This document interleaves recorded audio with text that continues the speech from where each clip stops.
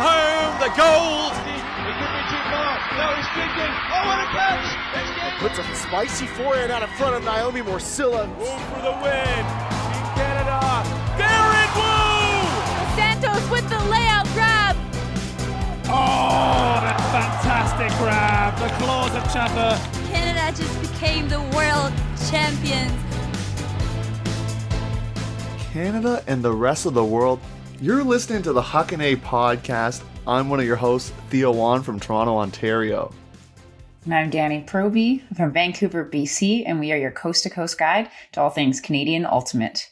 Now, speaking of Canadian Ultimate, I am so excited for this episode, and I'm also a little bit nervous because, Theo, you and I are going to be making our predictions of the top 7, 10, 12 at all those different levels, players that we think are going to be making it out of the athlete pool for World Games and onto the actual World Games rosters. So you and I have been sweating all day trying to figure out these picks. How are you feeling about it? I'm going to be honest, I'm a little bit nervous because, as you probably do have this same thing, you know a lot of people on the list. So yeah. If you don't put them on your 7, are they going to come at you on social media or maybe just personally give you a phone call and be like, Danny, what's going on here? You didn't put me on the list. So you're going to show up at our houses. It's a little with nerve-wracking. Yeah. Exactly. We're going to see. We both have some flashy picks, I'm sure. So we'll hear about that a little bit later. But first, Theo, I heard your weekend was a big hit. That is so not funny.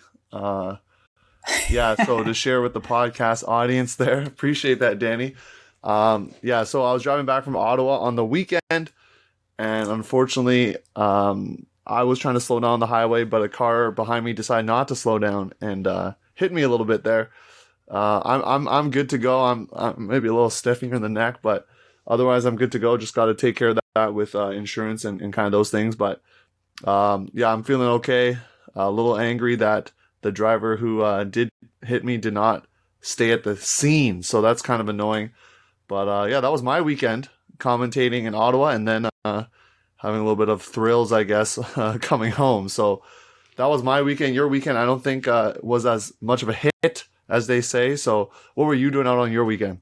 Yeah, first of all, I'm really sorry to hear that happened. Definitely been in a few accidents myself, and no matter whether they're big or small, it's rattling. So happy to hear you're okay. Sorry to hear you have to deal with all the car stuff. That's no fun. It's one of my least favorite things to do besides dealing with like banking stuff or like taxes. Car stuff is up there. So sorry to hear about that.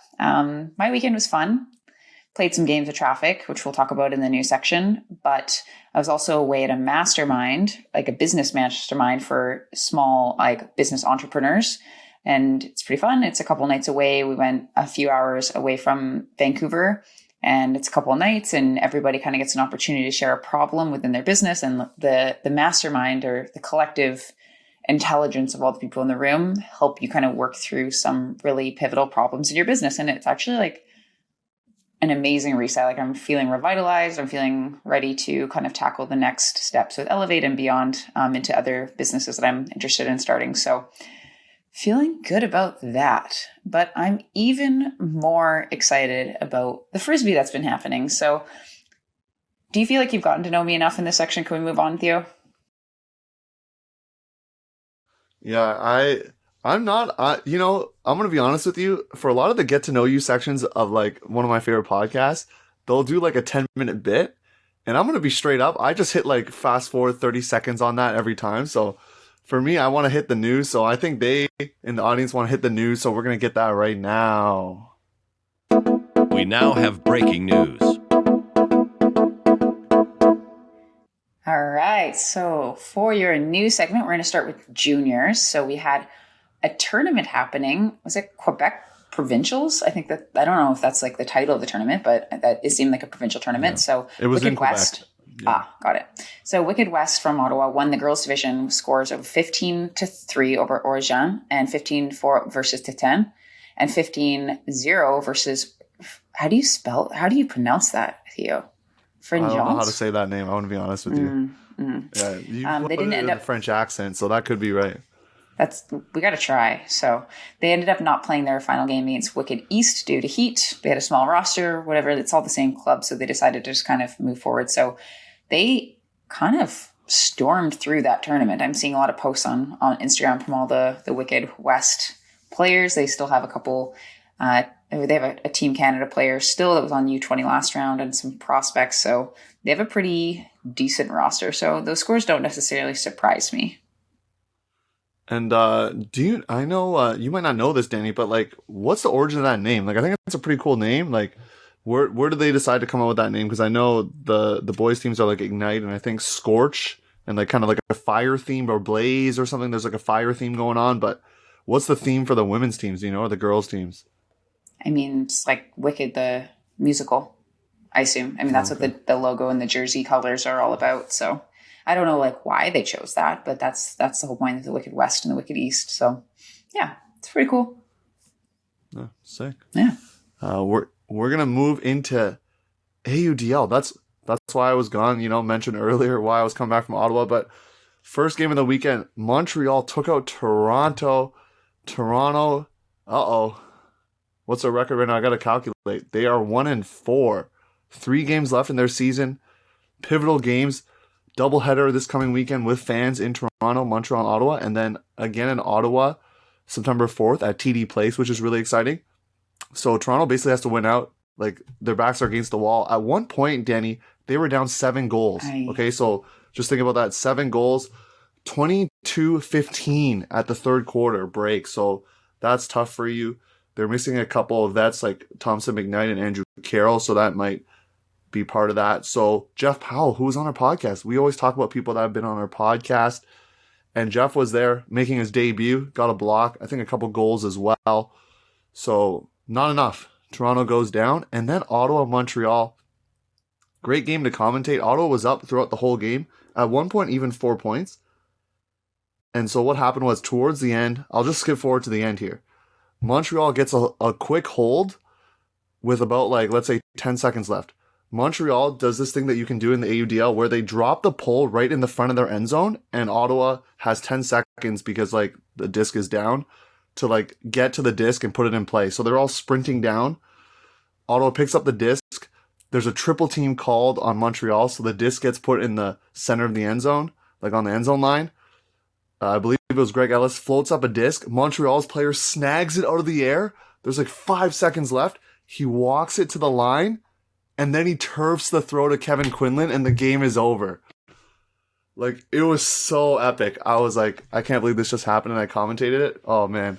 It was crazy. It just a swing of emotions for both teams. I can't imagine what Miguel Gaudert and the Montreal squad was thinking, because they caught the D. All they have to do is try to put it up, and then it's just a turf throw. Oh, out of breath just thinking about it. I wonder how difficult it is to switch back and forth from rules. If these players who are playing in the AUDL who have these specific things or advantages in the AUDL, if they have made mistakes flipping back into mainstream ultimate or not. I don't know. I'd be curious to see if there's times where they time's running out. Let's just punt it. Be pretty sick. The countdown clock, right? Because there's no such thing in club. You could potentially just milk your offense forever, and there's a clock, but it's not the same, right? Especially now with these soft caps or these caps where you have to score to win, in certain club tournaments. So the whole clock concept is very interesting. Obviously, it's a very different game with the field size, but especially the clock, right? The fact that you might want to score quickly so that you have a chance, or there's just different things related to that. So that's AUDL recap. Really exciting stuff happening towards the end of the season. And speaking of seasons, we're going to switch over to the club now. We'll start off with you with traffic, and then we got some Sixers news as well. So boom, let's go. Let's get those 2 pieces of news out of the way. Yeah, so Traffic had a scrimmage weekend, and we got to play against 2 teams. So we played against a mixed team first called Fable out of Vancouver, and then we played against a kind of a pickup team. It was Koish, so the team that I'm coaching, with a bunch of really good pickups. So some of the women of Red Flag and Tink Mingle was there. And then, nice. Yeah. And then some other players from Winnipeg as well, from Fusion. So it was actually a really fun game. So we played against Fable. We were down, I think, 5 or 6 points to them and ended up tying at 11-11. And we lost, I believe, on Universe. Ooh, I think is how it went down. tough. But we feel pretty good. It's a very different game playing against guys. Like they take up a different space. And some of our players definitely played a little bit spooked in the first half. And then once we got a little bit more confidence and started like stretching the field out a little bit more, we started having a lot more success. So I think if we were to do that game again, I think we'd have Fable's numbers. So looking forward to... Oh, Fable. You got called out. Yeah, we're looking forward to hopefully they'll scrimmage with us again because it was a really good opportunity for us to get some reps in. And then the next game, Traffic kind of... I think it was like 13-2 or something like that by the end of the game. But then we ended up playing a group of kind of more elite women. And we switched Naomi Morcilla and Chewy to the other team, Catherine Hui. And then we played against them. And I think the final score was like 5-4 or something like that. Like it was close for the other team. So really exciting to get the games in. We also found out that because I believe the same amount of women's teams that would be going to sectionals would be getting bids to regionals. So, and I think that there's something. So you don't need to play it out. Is that what you're saying? Like there's no excess amount of teams trying to get in? Sure. So there's that. And I think also there's probably something with like the fact that there hasn't been a lot of women's tournaments happening in the USA. So I think they're not really wanting to put up any more barriers because I think that there are not really enough teams playing anyway. So what that means is a lot of women's teams might not need to do sectionals. I think there's probably going to be an announcement coming out soon, but Traffic, for example, was going to have to fly, like to Burlington or to Washington somewhere, fly home, and then 5 days later fly back and then fly home. So play 2 tournaments, 2 weekends back to back, and having to do 4 COVID tests in the meantime. And it just would have been really, really hectic. And so luckily Traffic and some other women's teams across Canada will be getting a bye straight to regionals. And the same thing is not the case for mixed and open. So teams like Furious, teams like Goat, like if they're wanting to play in the USA series, they're going to have to do sectionals, which is just hectic. Like you can't drive over the border still. The cases are not getting better either. So yeah, it's a tough situation. Teams are going to have to make tough calls. I think a lot of teams are going to probably drop, but Traffic, we have 22 people that have signed off and said we're going. So it seems like we're going. In other news across your way, Sixers have said that they are not going to be playing in the USAU series. So they have officially opted out. Yeah. Yeah, I was looking at their social media. I didn't see anything on their Instagram per se, but I got the word from Jordan Marin, and so she messaged me and said, Theo, I know you want the scoop, so we're deciding not to go. So they're going to focus on UCI, even though, as we talked about before, they already have a bid to Worlds. So I think they're just trying to ramp up things and just get their team some reps and get ready for Worlds, hopefully in 2022. Yeah. And speaking of Jordan Marin, she had an unfortunate injury happen recently where she's torn her Achilles. So we're wishing her the best in her recovery. Now that they're not doing the USA series, maybe she can be a little bit less FOMO, hopefully, because I know that like having an injury like that does make you feel like you're missing out on a lot of stuff. So best of luck in your recovery. Everyone's rooting for you to come back stronger than ever. Yeah, Jordan, definitely rooting for you there. And I know on her social media, she seemed pretty in good spirits. A lot of people sending her good stuff on Instagram, but also she sent a funny scooter video on her Instagram. So she seems to be in pretty good spirits about it. And I guess there's nothing else you can really do. So safe recovery to you. And speaking of UCI, we're going to talk about that now. Not too much news this week. Danny, I know action-packed last week, but the official list being announced. And so confirming what we had said last week. And so the interesting thing I wanted to note was just the Masters divisions having kind of the odd teams. So not odd as in like they're odd, just the odd number. So Open Masters with 8, but then Women's Masters with 9 and mixed with 11. So I don't want to, maybe I'll speculate openly on the podcast, but I wonder if they're going to try to, I know this has happened before. Like I remember at, I think it was 2014 Nationals, there was a random like women's team that got scraped together to like make it even. So I'm not sure if that might happen again, just to try to make it, so at least if it's 10 and 12, it's a lot easier to plan. Mm-hmm. Yeah, I think like tournament formats, like they can always do like 5 teams in one pool and 4 teams in the other pool. Like there's some teams that are going to have to play an extra game, and some people are going to feel like it's unfair. But that does mean that those teams get to play. So I personally would lean on on that some teams might have to play an extra game, or the pools might be a little bit clumsy to organize. There's like systems, like there's things that USA Ultimate has and Ultimate Canada has that you plug in how many teams, you plug in how many teams are making it through, and it can create a tournament format for you. Now, seeding is a whole other issue that we might have to talk about another time. We don't have time for that now, but we can do our seeding predictions. I don't know how they're going to do that. I don't know. That either. is like that'll be very interesting, because if teams aren't playing really any tournaments, are you going to go with 2019 results? What are their new teams? Oh man, I do not feel,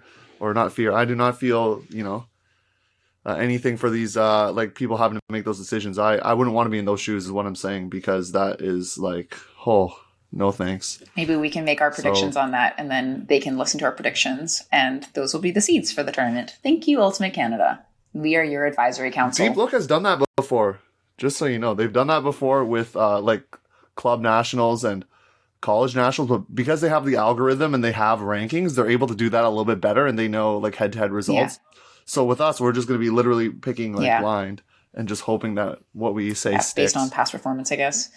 Yeah. So that's UCI. We're excited for that tournament to be happening. A lot of teams, now that they're bowing out a USA series, that tournament is going to feel even more special. It's going to feel even more like a normal nationals, because it is like the peak of all of our summers for a lot of teams. So exciting about that. But taking a step back, there is a tournament coming up in Quebec. So CQU7 is happening. Theo, do you want to give a little bit of a... Yeah, the grand finale.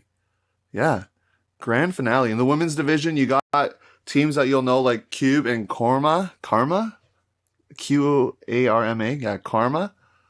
I don't know how to say this name. Le Saoche. They might be from Sherbrooke, I'm not sure. But that's women's division. They got a couple of Montreal teams as well in there. Not Iris, though.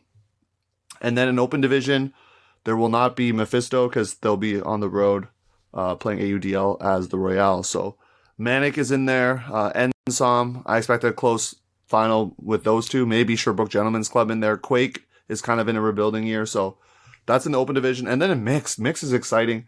Battleship, I know, has signed up for UCI. So we'll see how they do. And Epoch as well has signed up for UCI. So maybe they'll do battle in the final.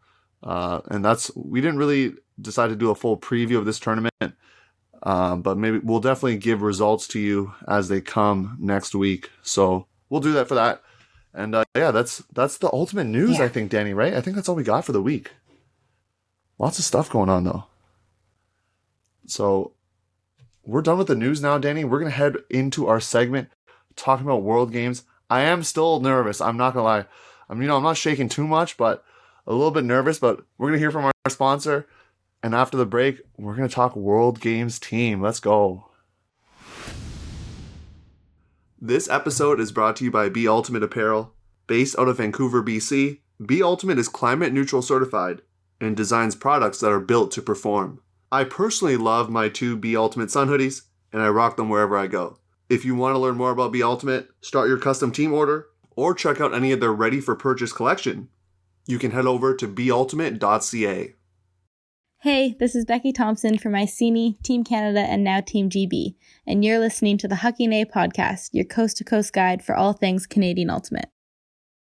Hey everyone, welcome to the main event. We are really excited and nervous, both of those things, to announce our predictions, because even though Theo and I seem like the most experts of all things Canadian Ultimate, we do live in our own geographic bubbles and also in our own divisions. So I definitely had to do a little bit of research to kind of learn a little, especially about the men matching players from the East. So I might make some picks that people in the audience are going to be like, she knows nothing. What is she doing? But I might just end up being right. Theo might just end up being right with our spicy, uneducated picks. So, Theo, how are you feeling? Are you sweating? Are you okay? I feel all right. I mean, we're betting against each other. So Yeah. this is another contest right here. And not only that, Danny, you want to announce also what other people, the listeners, can take part in, because we're going to compete against each other and go through our top, top 10 right now, Yep. and then our top 5 for each in the subscriber only. But you can join us in the contest as well. So, as Theo mentioned, we're against each other, but you can also be against everybody else. And if you are the most accurate of all of the people that move on from this athlete pool onto the actual rosters once they're announced, if you are the most accurate, you're going to win some Huckin merchandise. It's going to be sick. It will be something super awesome. I think it should be one of these, in fact, one of these sun hoodies. So if you are right, you'll get your own sun hoodie, Huckin. So the form will be linked in our Instagram bio. So if you head over there, you'll see the form. You pick 1 through 10. All the names will be there that are in the athlete pool. So you get to pick your top 10 of each gender match and then wait and see. So one thing to note about these rosters, though, is that some people might be trying out that aren't in this pool. Wait, what? I don't know if you knew that, Theo. I didn't know that. Like that's a possibility. Like there's some names that are not on this list that I think are still planning on trying out. I thought you only could try out from the list. I could be wrong. A little birdie told me that birdie could be inaccurate. That birdie could be right, though. So, Danny, to say also, I think we're going to say top, from what Carla had said, top 12, I think, from each gender. So we're going to say 5 alternates and 7 picks in our picks contest. So we'll figure out the details later. We're just doing our top 10. You have to be a subscriber to find out the other 5 we pick from each gender. So that's what you got to do. Yeah, we actually have top 12 in the form. I was wrong. Oh, you already updated it. So there you go. Good job. So before we start, we're going to talk quickly the criteria. So that's on the Ultimate Canada site. So they're looking for some team-specific roles. And we kind of, I did a little bit of this thinking that I'm going to pick some players based on these roles. So they are 2 male and or 2 female. So minimum 3 total, initiating lane cutters. Players who can get open 90% of the time when initiating the offense. That is not me. That might be you, but I'm not getting open 90% of the time when initiating the offense. Number 2, minimum 1 male and 1 female elite striker, cutter with top end speed, hands and timing, who is good for a few free goals per game on continuation cuts. Also not a deep striker. See why I'm not in the applicant pool there, Danny. 2 male and or 2 female, minimum 3 total handlers who can get open 90% of the time and have excellent decision making in close, high stakes games. So a lot of offense right now. And then the roles also for defense are 2 male and 2 female lockdown reset defenders who basically neutralize the other team's best handlers, and 2 male and 2 female lockdown lane defenders who can neutralize the other team's best lane cutters. So I tried to pick a little bit with this. As you said before, with the education piece, I'm going to be honest and say I know more about the Toronto women's scene than I do the Vancouver women's scene. So had to do a little bit of research as the flag falls down. That's fine. And we're going to keep going here. But yeah, for me, it was like I knew more of the Toronto women's scene. So that's what I decided to, educate myself a little bit more and figure that out. So are you ready to do your picks or what? Yeah, we're going to start with the male matching players or the female matching players. Let's go female matching players first. And Danny, I'm going to let you're nervous, so am I, but I'm going to let you go first with your first pick. Let's get it. Okay. I'm going to highlight everyone on my list that you also picked. So we're going to know who we both picked. Yeah, for sure. Okay. I got Catherine Hui from Traffic. She's falling under the free goals category for me. I'm thinking more like offensive player, but they are looking for 2-way players. Chewy's also a sick defender, gets hand blocks for days. So I'm going with Chewy. If you also picked this person, you can just say them next. I think that's probably that's what I was thinking. Two minds think alike. So I'm also picking Catherine Hui. Now Catherine Menzies, is that right? Menzies. We're calling her Genzies. Genzies. There you go. So you are our first pick, and just so you know, the top 7 picks are in no particular order, but these are the players that we predict are going to be the final 7 of each gender. So that is also something to be distinctive of. It's not like in particular order for the top 7. So do you want me to go next, or do you want to do another one? Next. Okay, I'll go with someone that's playing in Toronto. I'm gonna go Handler, and I'm gonna go Lauren Kimura out of the Toronto Sixers. Been really impressed with her play and quarterbacking the Sixers O-line. So I'm gonna go Lauren Kimura. I also have Lauren on mine. I had the distinct pleasure of playing with Lauren when Lauren played on Traffic way back when, and I just love watching the creativity that they bring to the field. It's amazing watching Lauren play, and I think that bodes really well in a mixed game as well. Hey, we're 2 for 2 same picks. This will be interesting. All right, you go with a third pick. Okay, I've got Terry Whitehead because Terry's a lockdown defender, fittest person alive. She literally has more abs showing than I thought humans had. So if you're looking for somebody who can shut somebody down and also just strike deep, I think Terry's a great pick. She's been on World Games before. She knows how to play at that level. That's who I have. 3 for 3. Let's go. I swear we didn't conspire on this, audience. I know they're thinking that. But I also have Terry Whitehead. I actually have not seen many of her games. I actually went back a little bit today and watched some Traffic games trying to see, get some scouting on, watch a little bit of World Games.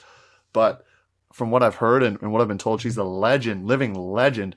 So I had to pick her, that veteran presence on the team. So Terry Whitehead, my third pick, once again, in no particular order. I guess I'll go number 4 here. I'm going to go with someone who's played in Quebec, Jessie Grignon-Thomas Cutter. She played for Brute Squad previously as well as Iris, playing with Iris again. And played in 2017 World Games. So I'm going with Jessie, JGT as she's known. Yeah, same. Obviously, she's dope. She's so good. She's good for some layout blocks. When you're watching that World Games footage from 2017, she's the 1 inch of separation that people get from her, she's bidding on them. She's so close to getting blocks. The times that she doesn't get blocks, she's right there. She's a very, very exciting player. So yeah, I also have her on my list. So, okay. 4 for 4. We'll see. We'll see when the separation I'm keeping occurs. on the defensive mindset, and I've got Laura Kinoshita down for another lockdown defender for me because she's just fiery. She's got that kind of gamer mindset. She knows how to rise to the challenge as well. See what you think.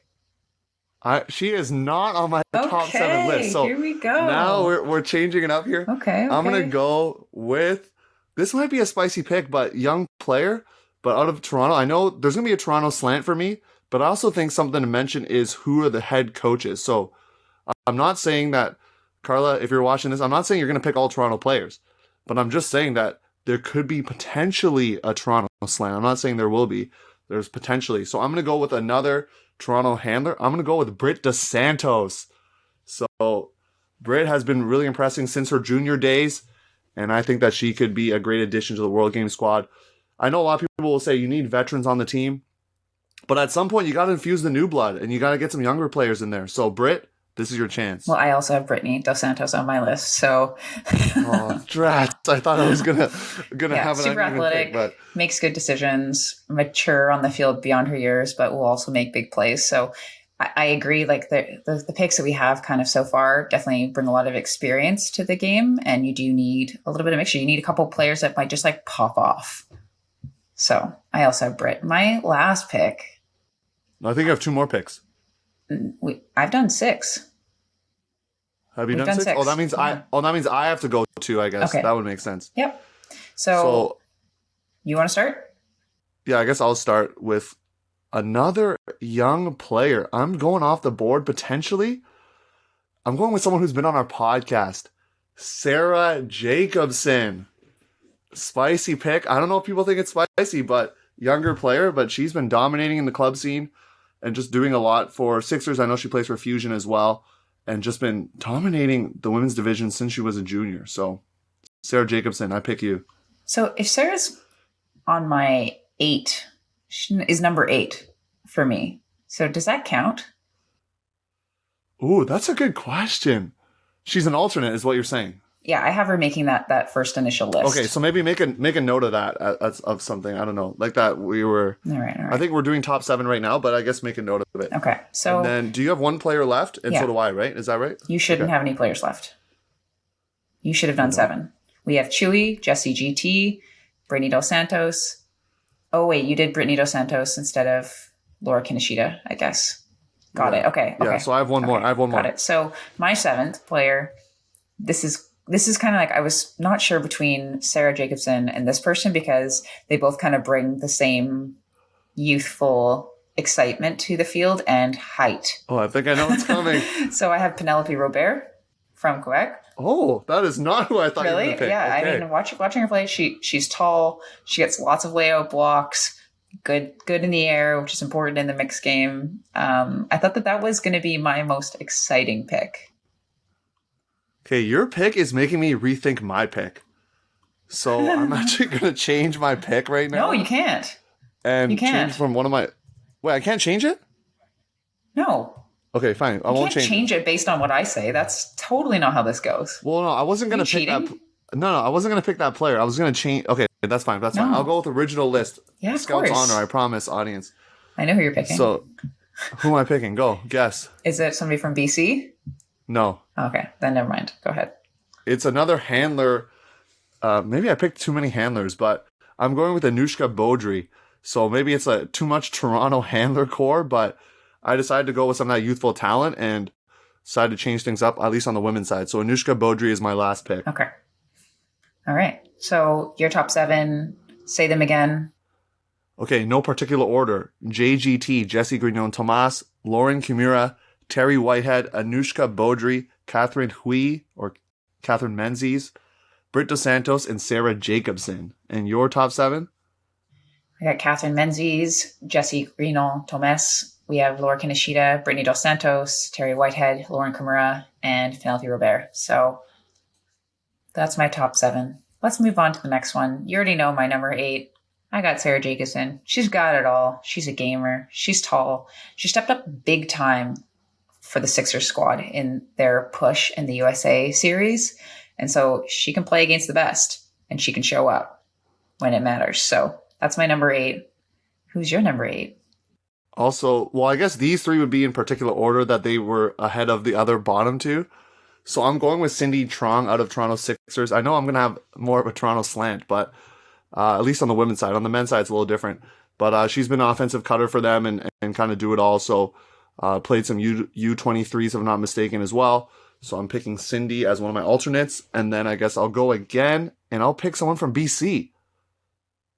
A cutter, Laura Mason. I think that's how you say her last name, I believe. So yeah. Is it Laura Mason? Yeah. I don't know. It could be something else. Laura Mason, a cutter. I know she's played on the World Games before. I haven't seen too much of her game, but I've been told she's pretty good. So I decided to pick her with my research, the endless research. Yeah, Laura's been playing at the top level for a long time now. She's been on Traffic. She's been a staple of that O-line working with Chewy. She didn't make my alternate list. ... There is some other stuff that I can't say, but you might have to hit up the subscriber only section to hear about it. Oh, that's how you get them right there. My number 9, I got some youth again. I'm hitting up youth for these alternates because you pick alternates because you want to get a longer look at them because you're not sure. So we got kind of like our staples mostly in the top 7. And so I've got Mika Kurahashi coming out of BC. I think she's exciting. She can play both sides of the dish. She can initiate. She can continue. She can shut down people on defense. She can sky literally anybody on the field, male or female. I've seen her completely pop off when it matters. She's young. She's 18 right now. I think that it would be incredible if she made this list. But I also have faith. I've seen her play so much over the years, and she never disappoints. She makes great decisions. She's number 9 for me. Nice. And do you want to finish with your last one there, number 10? I got Anushka is number 10 for me coming out. So, yeah, I'm also very Toronto heavy because Toronto/Quebec heavy, that whole area, like the women's scene has developed so much in that area. And I definitely have a lot less of the West. I don't know if that's because I'm trying not to like bias my teammates or who knows what the psychology is, but that's what I'm going with. It's funny you say that because I'm going with someone that has played on your team before for my last pick in Naomi Morsilla. She's actually in our intro song for Making the Play. So I know she's been not just up and coming, but she's made it. I believe she's on the practice squad. Is that correct for Traffic? Not able to commit this year. Is that right? Yep. Yep. but has been a big player for your team. So I had to throw some West Coast players in there, but they're going to be on the alternate side in Laura and Naomi. And then, Dan, do you want to share your 3 alternates again, just so people can remember? I've got Sarah Jacobson, got Mika Kurahashi, I got Nusha Beaudry. Good times. Youth. Exciting. I have Cindy Trong, Laura Mason, and Naomi Morcilla for my picks. And now we're going to head to the men's or male matching players. Do you want to go first again, or do you want me to go? I want you to go first. Okay. Should I go like kind of I'll go spicy. I'll go spicy. Not too spicy, but I'm going with someone who I've seen play just like shut down handlers like no tomorrow. Probably one of the most athletic handler defenders I've ever seen. And someone who's been playing actually mixed in Boston right now. But I'm going with Breton Tan. Breton Tan, I've seen you play a lot, and if you try out and play your best, I think you can make the squad. So, Breton, I'm picking you. Breton's on my radar. Did not crack my list here because I thought that maybe after playing mixed in Boston, I hadn't heard as much. So, not on my list. So there you go. Ooh, I like it. I've got Kevin Underhill, staple, O-line. I think he's switching to the D-line this year for Furious, so can do it all. He's been to World Games, calm, composed. He knows how to win. I think he caught the winning goal the last round, so that's my pick. Tell me you have Kevin. Yeah, I do have KU, Kevin Underhill, in there. So, of course, Kevin, you've been picked by both of us. Like we said, not in any particular order. So, Kevin is the same pick for me. But since I've already said 2 picks, why don't you say 2 more there, Danny, to share your first top 3 there? I got Malcolm Bryson coming from Vancouver. Oh, Icy Fresh. Icy Fresh. Do you have Malcolm on your list? I do not have Malcolm. Okay. I've seen him play a little bit, but I picked some other players. So Malcolm, I apologize, I guess. He's a beast I'm athlete. not picking you, but Danny did. He's so crafty. He's so amazing on the Furious O-line. It's really fun to kind of watch them all play together. So I think it's hard not to pick him. He's just he's Icy Fresh. Come on. All right, I picked somebody, so he's not on your list. Now it's your turn again. Oh, okay. We'll switch it back to me. I'm going to go with some more veteran presence out of Toronto. I'm going to go with Jeff Bomber Powell. Was on our podcast previously. Play solid D. Maybe some people might think, oh, he's getting up there in age. But you need some veteran presence on the team. And I'm going to have a couple of those picks on the men's side. Just because I wasn't too sure if they would go youth heavy. We'll see. But I picked Jeff Powell. Did not make my top 7. So we're different. Man. We're different on the men's pick, so this will be very interesting to see when October rolls around who got it right. Yeah, okay. I've got Tim Sang. I'm going to keep with Vancouver for a bit. So I got Tim Sang.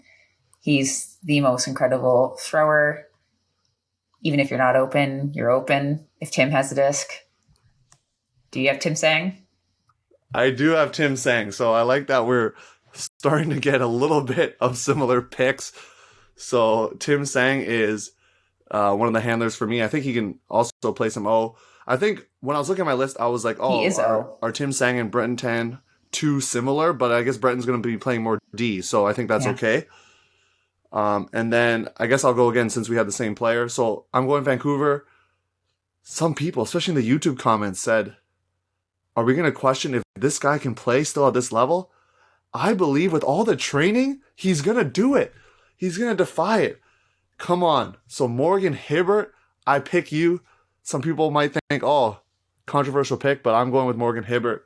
He's still going to do it at his age with all the training he's doing with Haddock, and I've seen it grinding on Instagram. I see all the videos of him doing it, so I'm picking Morgan Hibbert. Do you have him? I do.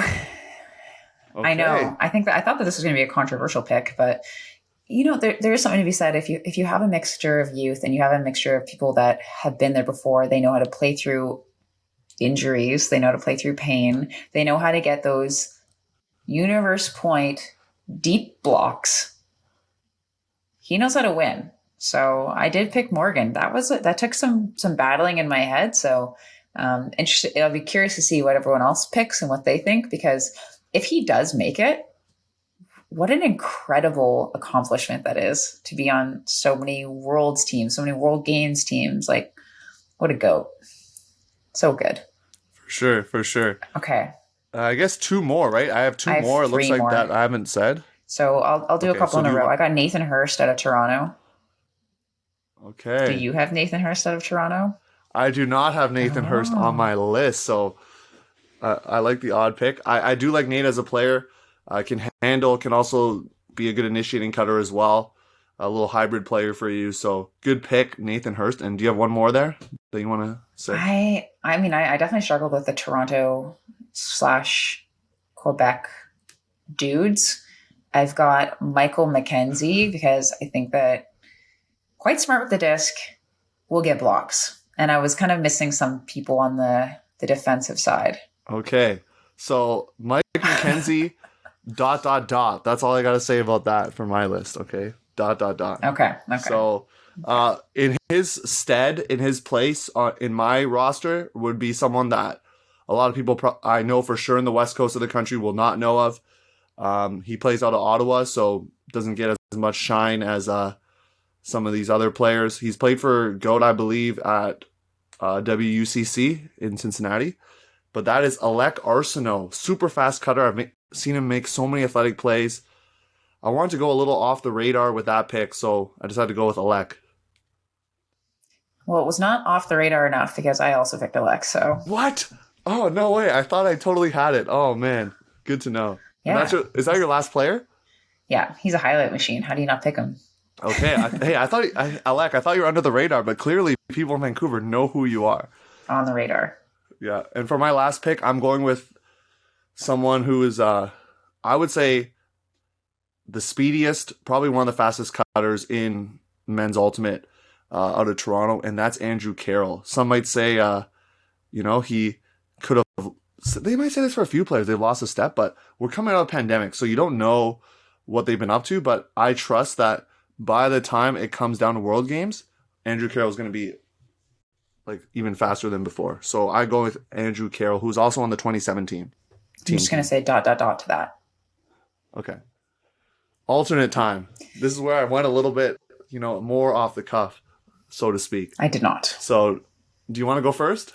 I'm just going to say all of mine because it's the kind of like the flip. I kind of, for the women's side, I went more youth in the alternates. On the men's side, I went for two of them anyways. I went for people that had made World Games before, but I wasn't quite sure because I was now putting too many mature players on the men's side. And I didn't think that was right, but I'm not sure which one of these male players that played last time will crack the actual roster, but I wanted them in the running. So I've got Jeff Powell and Andrew Carroll in this list for 8 to 10.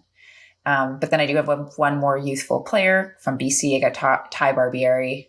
He's lefty, makes big plays, great catching. He's played high level U24, done big things. He's on the O-line for Furious. So that's my 8 through 10. My 8 through 10 does not match yours in any way, shape, or form. So this is super exciting, even just for the listeners. We want this to be a fun exercise. So if you get picked or don't get picked, these are just our views. So, just have fun with it. So I'm going to go with Phil the Thrill Turner out of Toronto.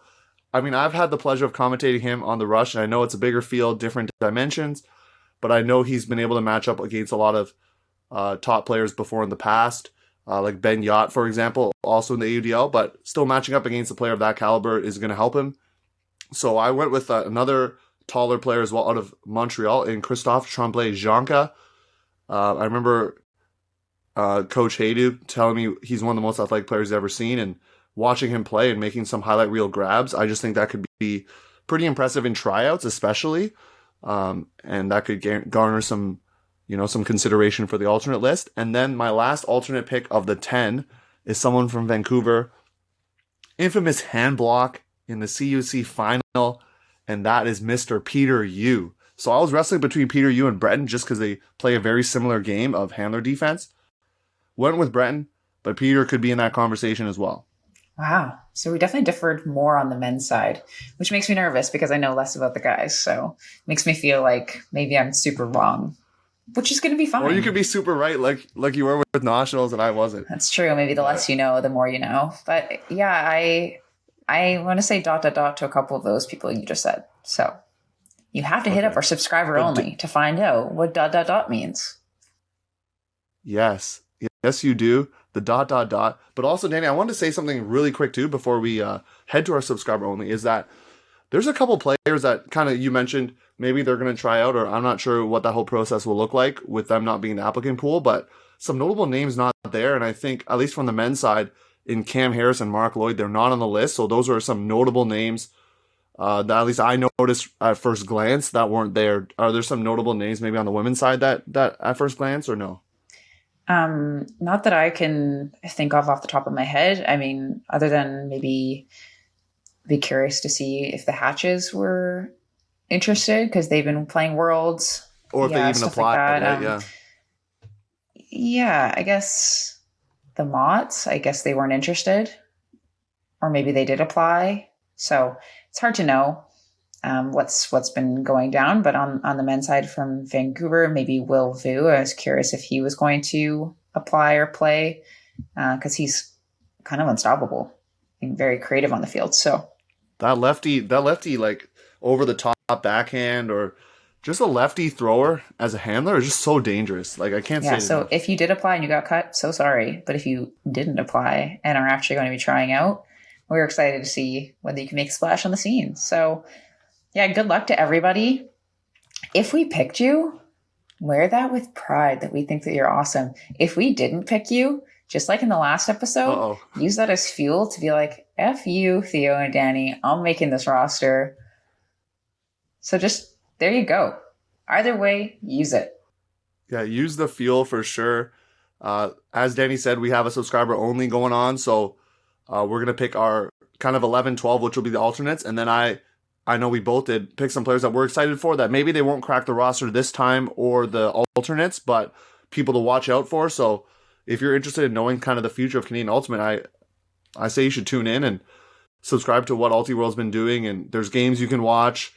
Subscriptions are as low as I think $4.99 US. Like that's like less than a sub or like a sandwich in Canadian dollars. Yeah, I've been watching a lot of games lately. Whenever I'm eating my subs or sandwiches, I'm watching Ultiworld games, looking back at because like I haven't played in so long. I'm like, gosh, what does Riot play like? And I'm watching a lot of their games and I'm learning about their systems and stuff. So you can learn a lot by watching. So if you don't subscribe, you should subscribe. And also hit up the form in our bio, make your predictions, win some merch. You're going to get a shout out or two if you're close. We're going to say that you're a genius for all of Canada to know that you're super smart. So slide into the bio, hit that form button, fill out your top 12, and win some stuff. That's sweet. And Danny, I know we were excited for this episode, but more content coming for you next week. We always got things on the go. Honestly, just it's never ending, this Ultimate stuff, right? So there's more things to talk about. And with UCI coming up, obviously, in a month or so, we got an important topic coming for you. So I'll let Danny introduce it because these are friends of hers that are going to be coming on the podcast.